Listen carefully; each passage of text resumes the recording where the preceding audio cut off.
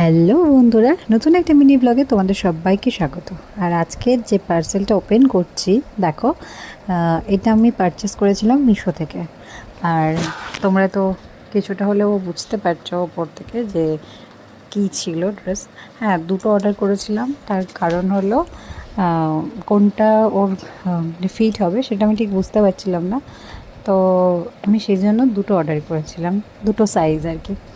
তো আমি বলছিলাম যে ঠিক আছে, আপাতত একটা সাইজ ওপেন করো, আমি আমার বন্ধুদেরকে দেখাবো, তোমাদেরকে দেখাবো। তো সেই জন্য আমি ওপেন করছিল আমার হাজব্যান্ড, এদিকেও চুল ঠিক করছে। আমি বলছিলাম যে ঠিক আছে ঠিক আছে, ভালো লাগছে দেখতে, না ওপেন করো। তো এই যে দেখো, আমার পাপার মানে কৃষ্ণ সাজানোর জন্যই আমি এটা কিনেছিলাম। অ্যাকচুয়াল ওর ওই মানসিক টোকানো আর চুল মাথার ন্যাড়া করানোর, মানে চুলটা ফেলে দিতে হয়, বলে পেটের চুল রাখতে নেই, অন্নপ্রাশনের আগে এটা চুল ফেলে দিতে হয়। তো সেই জন্য ন্যাড়া করাতে নিয়ে যাব বড় কাছারিতে।